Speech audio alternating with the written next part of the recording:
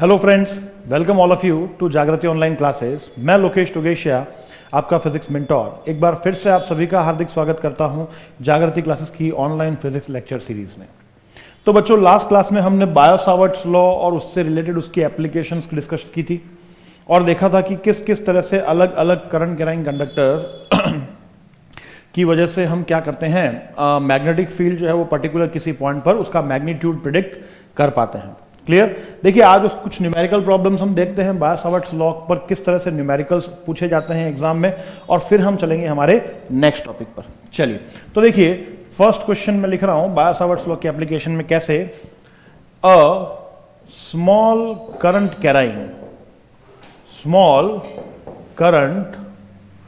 कैराइंग element delta x I cap is placed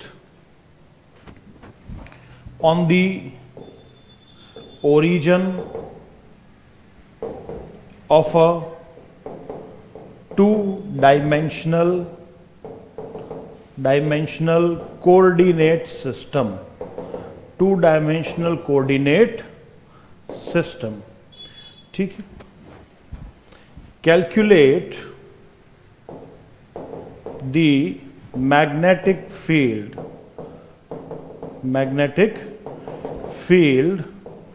at 5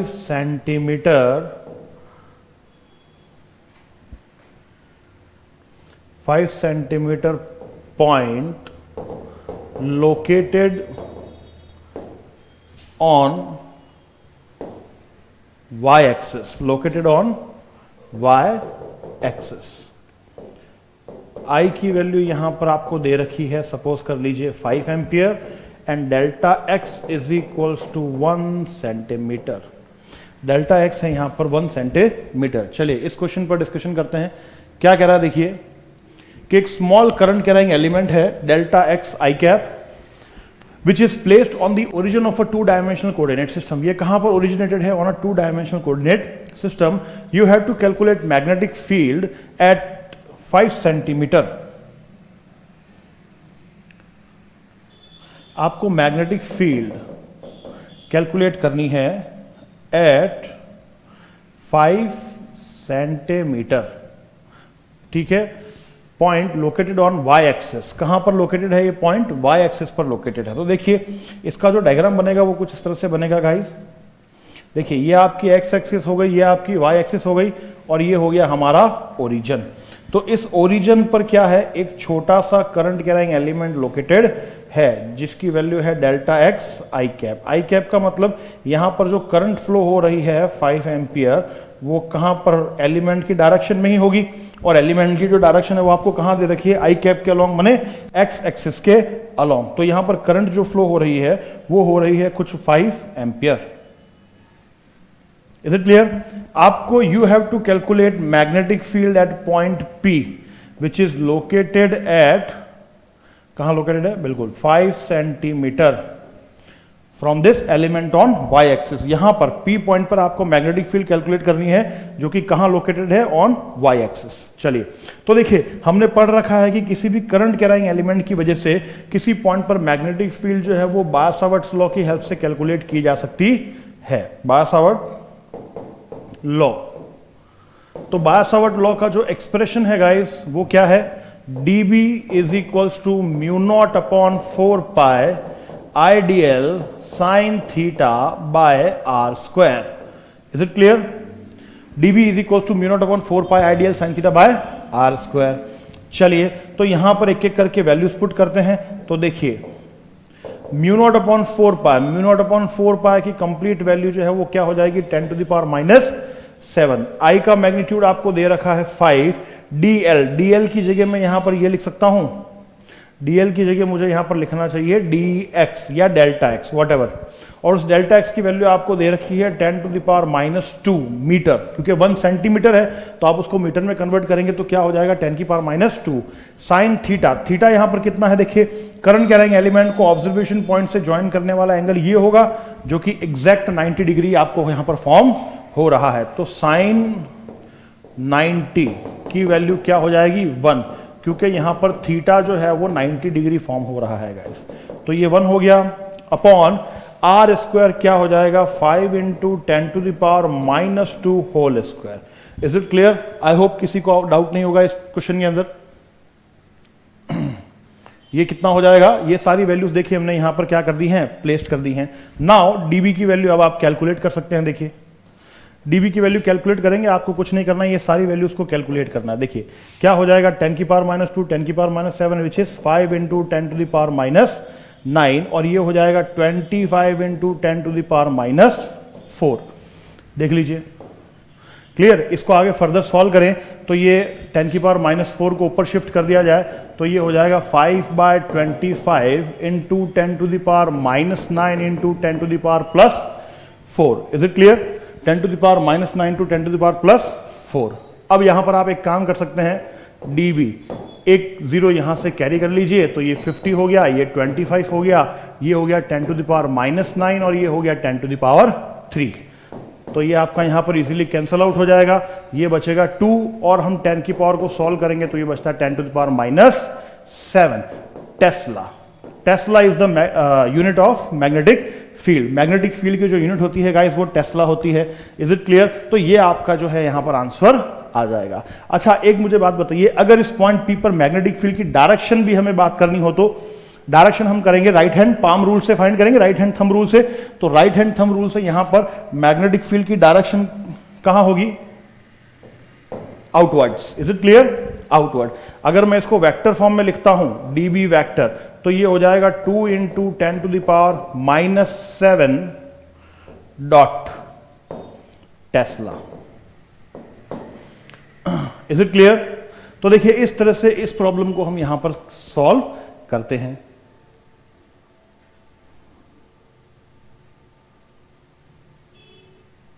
चलिए तो यहां तक आई होप आपको ये चीज समझ में आ गई होगी। कुछ और प्रॉब्लम्स देखते हैं। देखिए नेक्स्ट बढ़ते हैं हमारी नेक्स्ट प्रॉब्लम की तरफ। आपको एक सेगमेंट दे रखा है, करंट कैरिंग सेगमेंट, इस तरह का करंट कैरिंग सेगमेंट। इसमें आई करंट फ्लो हो रही है और इस सेगमेंट की जो ये जो सेमी सर्कल बन रहा है इसकी रेडियस मान लीजिए आप कुछ 10 सेंटीमीटर है। क्या है? 10 सेंटीमीटर। 10 भी नहीं, मैं सिंपल r लिख देता हूं, r centimetre. Is it clear? ठीक है। आपको इस पॉइंट P पर क्या करना है, मैग्नेटिक फील्ड का मैग्नीट्यूड और डायरेक्शन दोनों कैलकुलेट करनी है। Find out the magnitude and direction of magnetic field at point P clear due to this whole current carrying segment. तो देखिए यहां पर इस क्वेश्चन को सॉल्व करने के लिए हम क्या करेंगे, देखिए इस क्वेश्चन को किस तरह से सॉल्व करेंगे। इस क्वेश्चन को सॉल्व करने का एक तरीका है कि आप इस सेगमेंट को दोबारा कंस्ट्रक्ट करें, रिकंस्ट्रक्ट करें और इस सेगमेंट के एजेस की नेमिंग कर देगा। इस क्या कर दें, naming A to B C D and E। और जो आपका ऑब्जर्वेशन पॉइंट है वो ये रहा, ऑब्जर्वेशन पॉइंट आपका यहां पर है P। क्लियर? चलिए नाउ अब देखिए यहां पर क्या है, ये एक इनफाइनाइट करंट कैरिंग एलिमेंट हो गया। ये क्या हो गया, इनफाइनाइट करंट कैरिंग एलिमेंट। और ये भी एक क्या हो गया, इधर से भी ये इनफाइनाइट करंट कैरिंग एलिमेंट हो गया। तो अगर मैं बात करता हूं, देखिए first magnetic field due to current carrying segment AB, ये जो आपका AB करंट कैरिंग सेगमेंट है इसकी वजह से मैग्नेटिक फील्ड आपको कैलकुलेट करनी है। तो यहां अगर एक छोटा सा एलिमेंट कंसीडर किया जाए, क्या किया जाए गाइस, अगर छोटा सा एलिमेंट कंसीडर किया जाए तो B1 की वैल्यू हो जाएगी μ0/4 pi ideal sine theta by r square. Expression यही प्लेस करेंगे हम, μ0/4 pi ideal sine theta by r square. Now यहां पर देखिए के नोट करने वाली बात जो है यहां पर ये है कि यहां पर थीटा जो बन रहा है वो 0 बन रहा है। क्या बन रहा है? थीटा। थीटा क्या होता है? ऑब्जर्वेशन पॉइंट को करंट कैरिंग एलिमेंट से ज्वाइन करने वाली लाइन एंड ऑब्जर्वेशन पॉइंट के बीच में बनने वाला एंगल। तो देखिए यहां से ऑब्जर्वेशन पॉइंट को इस करंट कैरिंग एलिमेंट से ज्वाइन करने वाली लाइन यही है और आपका करंट कैरिंग एलिमेंट भी यही है। तो इन दोनों के बीच में जो एंगल बन रहा है गाइस, ये कितना बन रहा है? 0 डिग्री बन रहा है। क्लियर? माने observation point current carrying element के पैरेलल है। आपका जो ऑब्जर्वेशन पॉइंट है ये करंट कैरिंग एलिमेंट के कैसा है? पैरेलल है। Remind mark my words. Clear? ये ऑब्जर्वेशन पॉइंट के क्या है? पैरेलल है। तो इस वजह से यहां पर थीटा जो है वो क्या हो रह जाएगा? ये आपका थीटा 0 हो जाएगा। अगर ये थीटा 0 हो गया तो आगे क्या मुझे कैलकुलेट करने पड़ेगा b1 की वैल्यू? बिल्कुल नहीं, क्योंकि यहां पर जैसे ही हम थीटा की वैल्यू पुट करेंगे बेटा, μ0/4 pi I dl sine 0 by r square, और साइन 0 की वैल्यू होती है 0। तो यहां पर इस small current carrying element section की वजह से पॉइंट पी पर मैग्नेटिक फील्ड की वैल्यू क्या रहेगी? 0। और ये जो आपका पूरा ए बी सेगमेंट है इसकी वजह से भी पॉइंट पी पर मैग्नेटिक फील्ड क्या आएगी? 0। Is it clear? तो कंक्लूजन क्या निकलता है कि ये चीज हमेशा ध्यान रखें कि किसी भी करंट कैरिंग एलिमेंट के पैरेलल या एंटी पैरेलल या एंटी पैरेलल मैग्नेटिक फील्ड की वैल्यू जो होती है वो 0 होती है। माने अगर आपका करंट कैरिंग एलिमेंट कुछ इस तरह से है, देखिएगा ये आपका एक करंट कैरिंग एलिमेंट है, तो मैग्नेटिक फील्ड जो होती है गाइस वो हमेशा इसके परपेंडिकुलर सेटअप होती है। कैसे सेटअप होती है? इस तरह से, लूप में परपेंडिकुलर। क्लियर? इस तरह से अगर आप मैग्नेटिक फील्ड की जो वैल्यू है वो यहां पर कैलकुलेट करने जाएंगे ना तो ये आपको हमेशा क्या मिलेगी? 0। क्योंकि हमने देखा है राइट हैंड थंब रूल क्या कहता है? थंब की डायरेक्शन में करंट फ्लो हो रही है तो आपकी टिल्टेड फिंगर्स जो है वो क्या बताएंगी? मैग्नेटिक फील्ड की डायरेक्शन शो करेंगी। इसका मतलब जो मैग्नेटिक फील्ड सेटअप होती है किसी भी करंट कैरिंग एलिमेंट के, ठीक है, अराउंड नियर अबाउट, वो किस तरह से होती है? लूप फॉर्म में होती है, उसके सर्कुलर लूप में होती है। पैरेलल या anti parallel, current carrying element के पैरेलल या एंटी पैरेलल, इस पॉइंट पर भी और इस पॉइंट पर भी मैग्नेटिक फील्ड आपको 0 मिलेगी। क्लियर? ड्यान रखिएगा इस चीज का। तो चलिए आगे बढ़ते हैं। तो यहां पर मैग्नेटिक फील्ड क्या हो गई? ए बी सेक्शन की वजह से 0 हो गई due to A B section. पूरे ए बी सेक्शन की वजह से मैग्नेटिक फील्ड क्या रहेगी? 0 रहेगी। क्लियर? आई होप आपको यह चीज क्लियर हो चुकी होगी। Now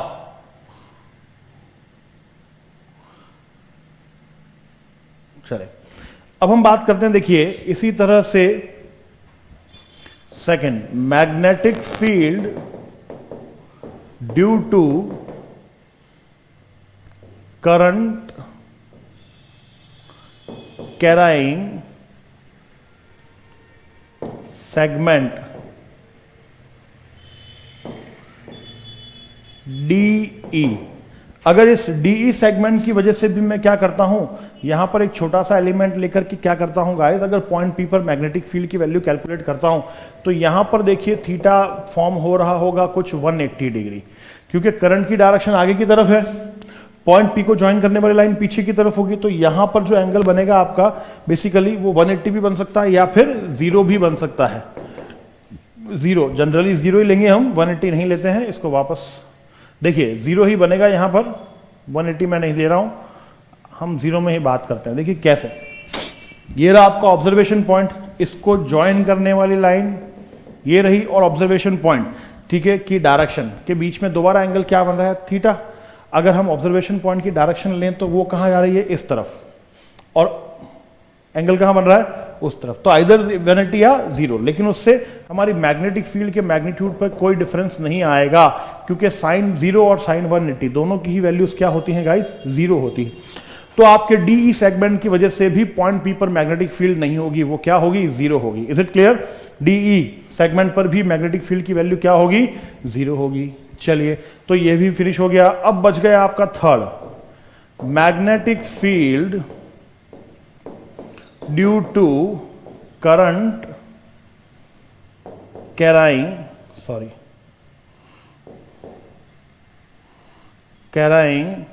semi circular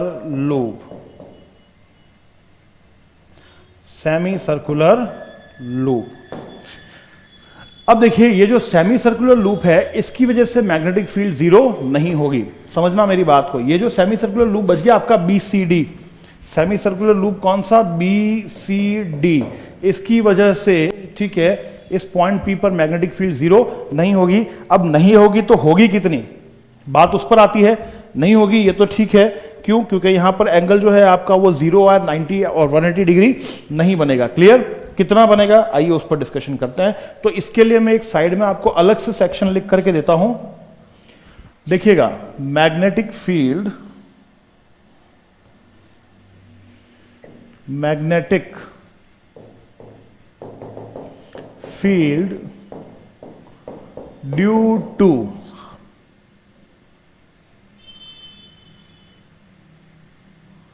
current carrying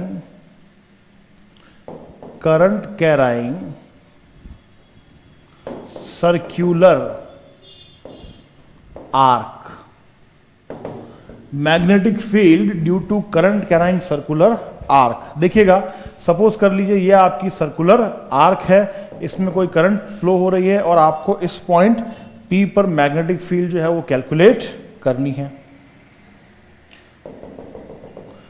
ठीक है, रेडियस जो है यहां पर वो कितनी है R। नाउ अब we know that magnetic field due to current carrying circular loop, अगर मैं पूरे सर्कुलर लूप की बात करूं, ठीक है, इसको अगर मैं आगे बढ़ा दूं, देखिए इस तरह से अगर हम इसको क्या करें आगे इमेजिनरली आगे बढ़ाएं तो ये पूरा एक सर्कुलर लूप बन जाता है स्मॉल r रेडियस का। तो magnetic field due to current carrying circular loop की अगर हम बात करते हैं बच्चों, तो देखिए magnetic field due to current carrying circular loop का जो फॉर्मूला होता है वो हम ऑलरेडी डराइव कर चुके हैं, जो कि होता है μ0I/2r at the centre of a current carrying loop. क्या मैग्नेटिक फील्ड का मैग्नीट्यूड यही आता है? बिल्कुल यही आता है, बायो-सावर्ट लॉ की एप्लीकेशन है, B is equals to μ0I/2r। Is it clear? Now therefore अब मैं यहां पर यूनिटरी मेथड यूज कर रहा हूं, देखिएगा यूनिटरी मेथड क्या, फाई और बी। अगर थीटा कितना बन रहा हो 2 पाई, कितना बन रहा हो 2 पाई। देखिए यहां पर ये जो पूरा सर्कुलर लूप है ये कितना एंगल बना रहा है सेंटर पर, 2 पाई एंगल ही तो बना रहा है। कितना एंगल बना रहा है सेंटर पर? 2 पाई। तो 2 पाई रेडियन एंगल की वजह से मैग्नेटिक फील्ड की वैल्यू पॉइंट पर क्या होगी, μ0I/2r। 2 पाई रेडियन एंगल की वजह से, अगर आपका सर्कुलर आर्क या सर्कुलर लूप जो है, सर्कुलर आर्क की ही बात करते हैं, अगर आपकी सर्कुलर आर्क जो है वो इस P पॉइंट पर या इस सेंटर पॉइंट पर 2 पाई रेडियन का एंगल सबटेंड करती है, तो वहां पर मैग्नेटिक फील्ड की वैल्यू क्या होगी, μ0I/2r।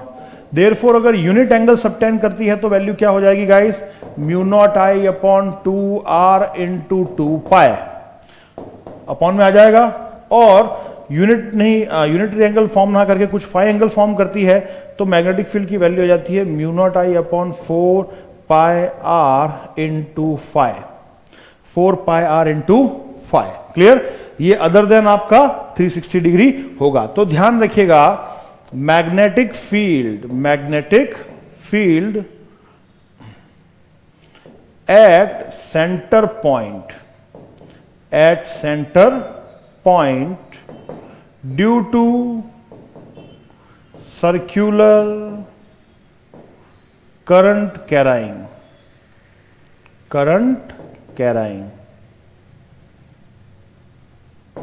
आर्क।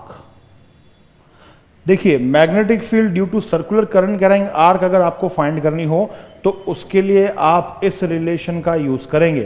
क्लियर? कोई भी सर्कुलर आर्क है जो सेंटर पर कुछ एंगल सबटेंड कर रही है तो उसकी वजह से उस पॉइंट पर मैग्नेटिक फील्ड डायरेक्ट इस एक्सप्रेशन से कैलकुलेट की जा सकती है, which is μ0I/4 pi r into phi. देख लीजिए। क्लियर? तो ये सेक्शन अलग से है। अब हम आते हैं हमारी प्रॉब्लम पर। देखिए तो हमारी जो प्रॉब्लम थी वो क्या थी बच्चों, ठीक है, प्रॉब्लम जो थी वो ये थी, इस तरह से आपका एक करंट कैरिंग सेगमेंट था और आपको इस पॉइंट P पर क्या करना था, मैग्नेटिक फील्ड फाइंड करनी थी। इसमें से ए बी और डी ई सेक्शन की वजह से इस पॉइंट पर मैग्नेटिक फील्ड का मैग्नीट्यूड पहले से ही हमारे पास में 0 आ चुका है। नाउ अब magnetic field due to arc BCD arc की वजह से इस पॉइंट P पर अगर आप मैग्नेटिक फील्ड का मैग्नीट्यूड देखने जाते हैं तो आप जरा ध्यान दें कि क्या ये आर्क इस पर्टिकुलर पॉइंट पर पाई रेडियन का एंगल सबटेंड कर रही है क्या? बिल्कुल, हाफ हो गया ना बेटा, हाफ सेमी सर्कुलर है तो यहां पर कितना एंगल सबटेंड हो रहा होगा, पाई एंगल सबटेंड हो रहा होगा। जब ये पाई एंगल यहां पर सबटेंड हो रहा है तो हम यहां पर डायरेक्ट फॉर्मूला लगाएंगे। देखिए B इज इक्वल्स टू म्यू0 I upon 4 pi R into phi, ये वाला magnetic field at centre due to circular current कराएंगे आर के लिए डायरेक्ट ये रिलेशन अप्लाई हो जाएगा यहां पर mu I upon 4 pi R into phi. तो आपके पास B की वैल्यू क्या बनेगी, B की वैल्यू बनेगी mu I upon 4 pi R into phi. क्या हो जाएगा बेटा, यहां पर फाई आ रहा है आपके पास ओनली पाई, तो पाई से पाई कैंसिल। B3 की वैल्यू आती है आपके पास म्यू0 I अपॉन 4 R। ये आपका आंसर हो जाएगा, या ये भी आंसर नहीं होगा। देयरफॉर नेट मैग्नेटिक फील्ड इस पॉइंट P पर नेट मैग्नेटिक फील्ड B जो होगी वो क्या होगी, B1 plus B2 plus B3 सबका वेक्टर सम। और हम जानते हैं कि B1 और B2 तो 0 आई हैं, आपके पास मैग्नेटिक फील्ड B3 के इक्वल होगी जो कि म्यू0 I अपॉन 4 पाई R ही होगी। ये और ये इन दोनों की वजह से मैग्नेटिक फील्ड क्या हो चुकी है, 0 आ चुकी है ना आपके पास। AB की वजह से मैग्नेटिक फील्ड B1, DE की वजह से मैग्नेटिक फील्ड यहां पर B2 और इस सर्कुलर करंट करेंगे R की वजह से magnetic field B3। I hope it is clear. चलिए, तो यहां पर आपके पास में B वेक्टर की वैल्यू हो जाती है बेटा म्यू0 I अपॉन 4 R। इसके साथ क्योंकि मैंने वेक्टर साइन लगा है तो आपको डायरेक्शन बतानी होगी, क्या डायरेक्शन क्रॉस में होगी क्या, आप चेक कीजिएगा। मैं यहां पर लिख रहा हूं कि यहां पर मैग्नेटिक फील्ड की डायरेक्शन जो है वो क्रॉस में है। क्रॉस में क्यों है, क्योंकि ये सर्कुलर करंट हो गई। सर्कुलर करंट के लिए भी हम क्या करते हैं, एक राइट हैंड रूल लगाते हैं। अगर ये टिल्टेड फिंगर्स करंट की डायरेक्शन शो कर रही है तो मेरा थंब क्या शो करेगा, मैग्नेटिक फील्ड की डायरेक्शन को शो करेगा। थंब क्या शो करेगा गाइस, ये मैग्नेटिक फील्ड की डायरेक्शन को शो करेगा। तो आपके पास मैग्नेटिक फील्ड की वैल्यू ये बन जाती है म्यू0 I upon 4 R। Is it clear? ये आपका फाइनल यहां पर आंसर हो जाता है। तो इस तरह से किसी भी करंट कैरिंग सर्कुलर आर्क के लिए आप किसी भी पॉइंट पर मैग्नेटिक फील्ड का मैग्नीट्यूड बायो-सावर्ट्स लॉ की हेल्प से कैलकुलेट कर सकते हैं। क्लियर? देख लीजिए दोबारा से इसको। इस तरह से इस क्वेश्चन का सॉल्यूशन होगा।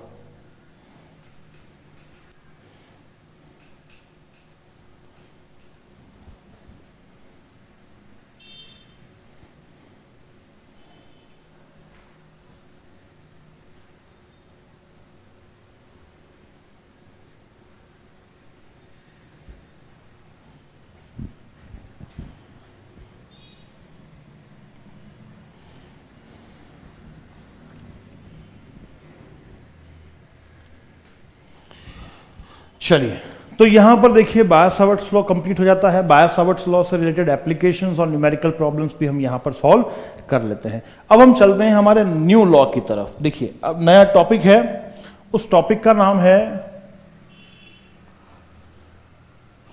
Amperes circuital law. Amperes circuital law देख लीजिए, amperes circuital law, amperes circuital law. ये भी क्या है, बायो-सावर्ट्स लॉ की तरह एक स्टेटमेंट है, एक रिलेशन है जिसकी वजह से हम किसी भी करंट कैरिंग एलिमेंट के वजह से बनने वाले मैग्नेटिक फील्ड का किसी भी पॉइंट पर मैग्नीट्यूड कैलकुलेट कर सकते हैं guys. Clear?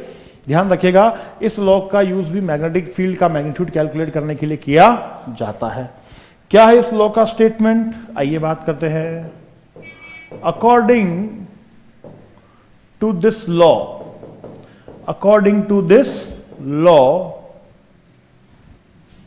the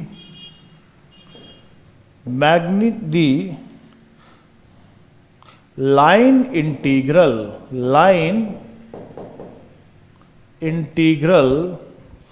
of magnetic field,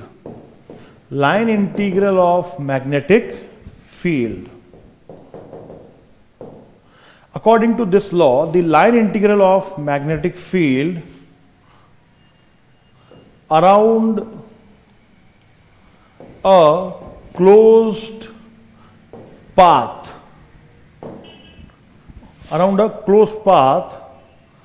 is always equals to the mu naught times the total current threading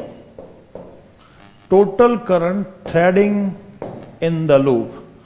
Total current threading in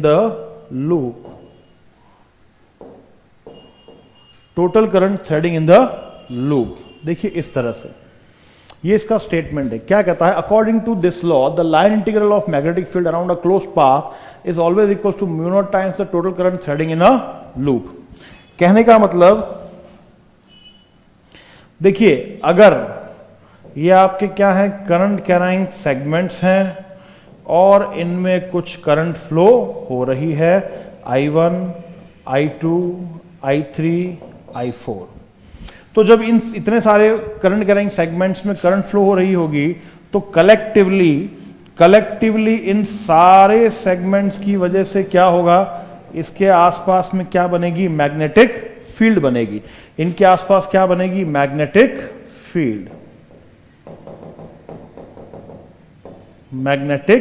field बनेगी गाइस, क्लियर। और उस मैग्नेटिक फील्ड के किसी एक छोटे से सेगमेंट पर इस सेगमेंट को हम बोलते हैं DL। क्या बोलते हैं?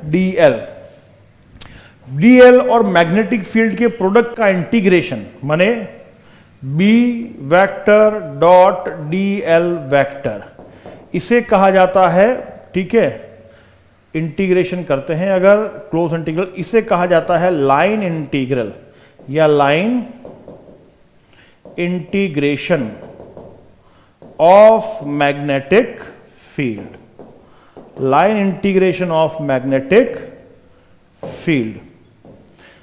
Integration B vector dot DL vector, ध्यान रखिएगा इस टर्म को कहा जाता है मैग्नेटिक फील्ड। जैसे इन सारे करंट कैरिंग सेगमेंट्स की वजह से कुछ पर्टिकुलर डायरेक्शन में क्या होगी, कुछ पर्टिकुलर डायरेक्शन में मैग्नेटिक फील्ड होगी, और इस DL का भी क्या होगा, कुछ पर्टिकुलर डायरेक्शन होगा, ठीक है। तो देखिए DL का डायरेक्शन या तो करंट की डायरेक्शन में होता है अगर आप करंट कैरिंग कंडक्टर पर ले रहे हैं, अदरवाइज ठीक है हमेशा लेंथ के पैरेलल होता है। ध्यान रखिएगा कहां होता है, लेंथ के पैरेलल, मतलब ये DL का जो डायरेक्शन होगा ये मैग्नेटिक फील्ड के पैरेलल ही होगा। इन दोनों का प्रोडक्ट और उस प्रोडक्ट का इंटीग्रेशन, मतलब इस पूरे लूप के अराउंड, ठीक है, बी मैग्नेटिक फील्ड का इंटीग्रेशन जो होगा इसे लाइन इंटीग्रल कहा जाता है। और ये किसके इक्वल होता है, according to Ampere's circuital law, ये किसके इक्वल होता है गाइस, ये इक्वल होता है, देखिए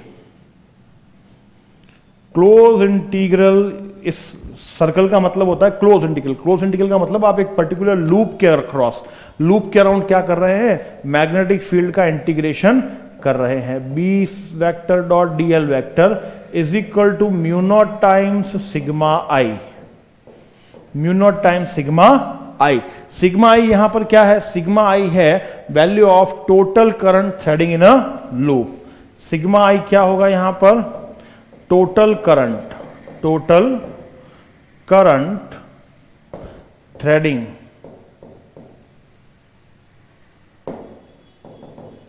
इन a loop, total current threading in a loop. और म्यू नॉट का मतलब यहां पर हो गया मैग्नेटिक परमिएबिलिटी,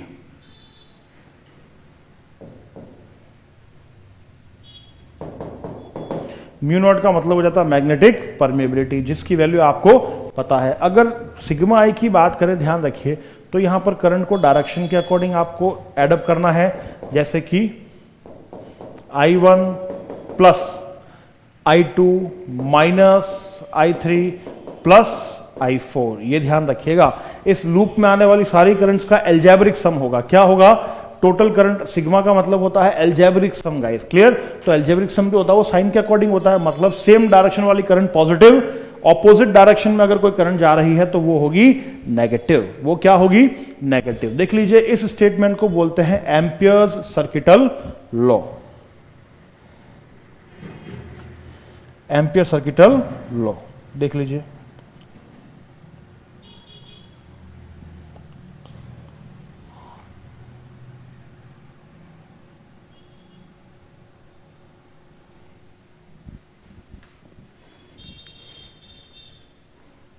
चलिए, तो ये आपका एम्पियर सर्किटल लॉ का स्टेटमेंट होता है। अब इस स्टेटमेंट को प्रूफ करते हैं जरा। देखिए कैसे प्रूफ होता है।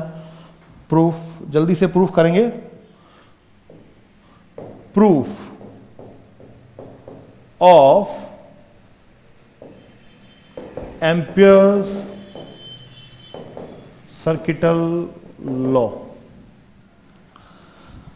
देखिए यहां पर प्रूफ करने के लिए कुछ अजम्पशन होंगे। एक इनफाइनाइट करंट कैराइंग स्ट्रेट वायर लेते हैं जिसके अंदर करंट फ्लो हो रही है I। इनफाइनाइट करंट कैराइंग वायर लेते हैं जिसके अंदर करंट फ्लो हो रही है I, और इस करंट कैराइंग एलिमेंट से R डिस्टेंस पर एक ऑब्जर्वेशन पॉइंट है P। मैंने इस R डिस्टेंस को रेडियस मानते हुए क्या किया, इसके सराउंडिंग एक हाइपोथेटिकल इमेजिनरी लूप कंस्ट्रक्ट कर लिया। क्या कंस्ट्रक्ट कर लिया? लूप कंस्ट्रक्ट कर लिया। नाउ अब लूप कंस्ट्रक्ट कर लिया। अब यहां पर हम क्या करते हैं, एक छोटा सा डीएल एलिमेंट लेते हैं। तो इस डीएल की डायरेक्शन कहां होगी? आगे की तरफ। और इस पॉइंट पर जो मैग्नेटिक फील्ड होगी, राइट हैंड थंब रूल से, वो भी कहां होगी? आगे की तरफ। तो अगर यहां पर मैं क्या करता हूं, लाइन इंटीग्रल फाइंड करता हूं बी डॉट डी एल। कितना? B dot D L. तो देखिए B D L cos theta, तो यहां पर मिलेगा मुझे जीरो। क्या मिलेगा? जीरो मिलेगा। क्यों मिलेगा? क्योंकि बी और डीएल का डॉट प्रोडक्ट अगर मैं करता हूं तो बेटा बी और डीएल दोनों की डायरेक्शन सेम होगी और उसकी वजह से थीटा जीरो आएगा। तो ये हो गया आपका कॉस जीरो। नाउ आपके पास बच गया B D L. Now B क्या है यहां पर? देखिए बी है यहां पर, डायरेक्ट एक्सप्रेशन लिखूंगा मैं, आपको याद रखना है, ठीक है, क्योंकि इसका डेरिवेशन अभी हमारे सिलेबस में नहीं है। देखिए B is magnetic field due to straight current carrying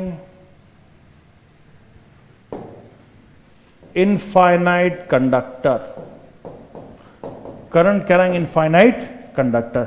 इस पॉइंट पर इस पूरे इनफाइनाइट लेंथ के कंडक्टर की वजह से मैग्नेटिक फील्ड होगी ना, जिसको हम बोलेंगे स्ट्रेट करंट कैरिंग कंडक्टर।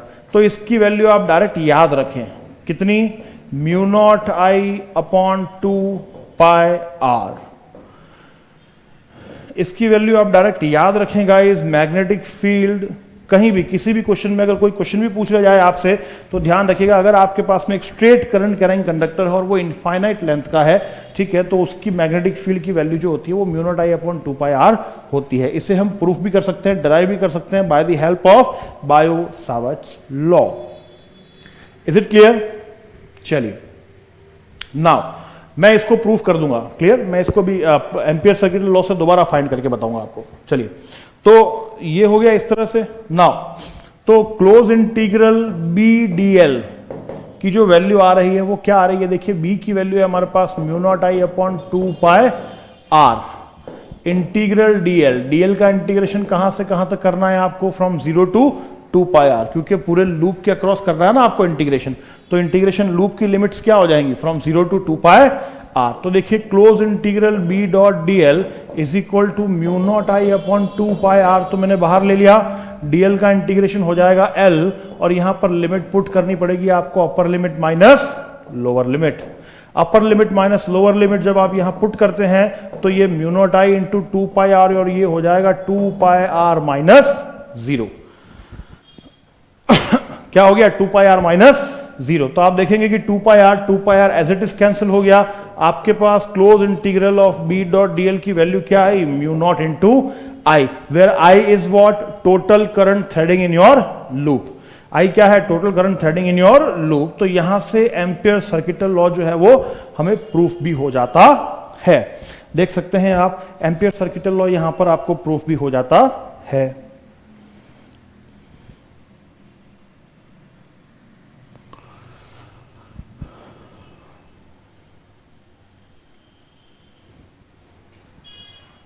देख लीजिए इस तरह से।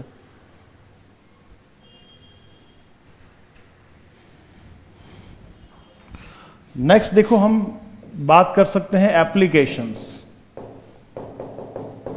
Applications of ampere circuital law. Circuital law जिस तरह से बायो-सावर्ट्स लॉ की एप्लीकेशन होती हैं बच्चों, उसी तरह से एम्पियर सर्किटल लॉ की भी एप्लीकेशन होती है। मतलब अलग अलग कंडक्टर, करंट कैरिंग कंडक्टर की वजह से आप पॉइंट पर मैग्नेटिक फील्ड कैलकुलेट कर सकते हैं by the help of ampere circuital law. तो इसमें सबसे पहली एप्लीकेशन ही यही है आपकी, magnetic field due to straight current carrying conductor, straight current carrying conductor of infinite length। Magnetic field due to straight current carrying conductor of infinite length. Infinite length के current carrying conductor की वजह से किसी point पर magnetic field की value calculate करना। मान लीजिए यह आपका एक कंडक्टर है, स्ट्रेट करंट कैरिंग कंडक्टर। इसमें जो करंट फ्लो हो रही है वो हो रही है आई, और आपको आर डिस्टेंस पर एक पॉइंट है पी, यहां पर मैग्नेटिक फील्ड कैलकुलेट करनी है। और वो किससे करनी है, by the help of ampere circuital law से। ये आपकी एप्लीकेशन है। एक स्ट्रेट इनफाइनाइट लेंथ का मतलब इसकी लेंथ ऊपर से भी इनफाइनाइट और नीचे से भी इनफाइनाइट है, और उससे स्मॉल आर डिस्टेंस पर एक पॉइंट है P, where you have to calculate magnetic field. Magnetic field आपको इस पॉइंट पर कैलकुलेट करनी है गाइस। क्लियर? तो क्या होगा, देखिए कुछ नहीं होगा। आपको अगर एम्पियर सर्किटल लॉ अप्लाई करना है तो ध्यान रखना ये जस्ट सिमिलर है किसके, गॉस लॉ के। आपको एक हाइपोथेटिकल क्लोज लूप फॉर्म करना होगा इस करंट कैरिंग सेगमेंट के। एम्पियर सर्किटल लॉ भी हमेशा ध्यान रखिएगा एक हाइपोथेटिकल क्लोज लूप के लिए ही अप्लाई होता है। ये यहां पर क्या हो गया, एम्पियर्स लूप या हाइपोथेटिकल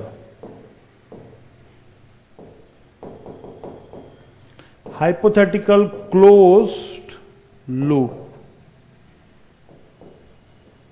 ये क्या हो गया, हाइपोथेटिकल क्लोज्ड लूप। इस हाइपोथेटिकल क्लोज्ड लूप के लिए अप्लाई होगा। अब इस हाइपोथेटिकल क्लोज्ड लूप पे हम एक छोटा सा क्या करेंगे, डीएल कंसीडर करेंगे और यहां पर एम्पियर सर्किटल लॉ अप्लाई करेंगे। देखिए, by Ampere's circuital law, Ampere circuital law से अगर मैं यहां पर एम्पियर सर्किटल लॉ अप्लाई करता हूं बच्चों, तो क्या होगा, देखिए उसका स्टेटमेंट क्या है, close integral B dot D L is equals to mu naught sigma I. यहां पर बी डी एल के बीच में जो एंगल है आप देखेंगे वापस से 0 डिग्री होगा। डीएल की डायरेक्शन भी अंदर की तरफ होगी और इस करंट कैरिंग सेगमेंट की वजह से मैग्नेटिक फील्ड की डायरेक्शन भी कहां होगी, अंदर की तरफ ही होगी। तो ये क्या हो जाएगा, म्यू नॉट। अच्छा, इस पूरे लूप में टोटल करंट कितनी थ्रेड हो रही है, इस पूरे लूप में जो टोटल करंट थ्रेड हो रही है वो आई ही है। कितनी है गाइस, आई ही है। Now B D L, B constant है, बाहर आ जाएगा और इंटीग्रेशन होगा ओनली डीएल का। cos 0 की वैल्यू तो 1, तो म्यू नॉट आई। अब जब आप यहां पर क्या कर रहे हैं, डीएल का इंटीग्रेशन कर रहे हैं, तो डीएल का इंटीग्रेशन कहां से कहां तक होगा, B into L is equal to mu naught I. और अगर आप यहां देखें तो इस पूरे लूप की जो लेंथ है क्या वो सरकमफ्रेंस के इक्वल ही है? जी हाँ, बिल्कुल ठीक, वो सरकमफ्रेंस के इक्वल है। तो ये हो गया b into 2πr is equals to mu naught I, b into 2πr is equals to mu naught I, और यहां पर b की वैल्यू पॉइंट P पर आपको मिल जाएगी mu naught I upon 2πr। देखिए फिर से दोबारा वही वैल्यू आई जिसकी मैं बात आपसे पहले कर रहा था। तो अगर मैग्नेटिक फील्ड हम फाइंड कर रहे हैं किसी पॉइंट P पर due to straight current carrying conductor, infinite conductor, तो एम्पियर्स लॉ की हेल्प से दोबारा उस P की वैल्यू जो है आपके पास में क्या आती है? Mu naught I upon 2πr। Guys ठीक है, रिमाइंड दिस, ये वैल्यू क्या हो जाएगी? Mu naught I upon 2πr हो जाएगी। क्लियर? तो आई होप यहां तक की एप्लीकेशन आपको क्लियर है। यहां तक की सारे लॉस के बारे में हमने, एम्पियर सर्किटेड लॉ के बारे में जितना डिस्कशन किया है वो आपको आज समझ आया होगा। इसकी कुछ एप्लीकेशंस और भी हैं, इंपॉर्टेंट एप्लीकेशंस हैं, लेकिन हम वो करेंगे हमारे नेक्स्ट लेक्चर में। क्लियर? तो मिलते हैं गाइस हमारे नेक्स्ट लेक्चर में। तब तक के लिए पढ़ते रहिए, आगे बढ़ते रहिए और जागृति क्लासेस के साथ अपना प्यार इसी प्रकार से बनाए रखिए। Thank you guys, have a nice day. Thank you.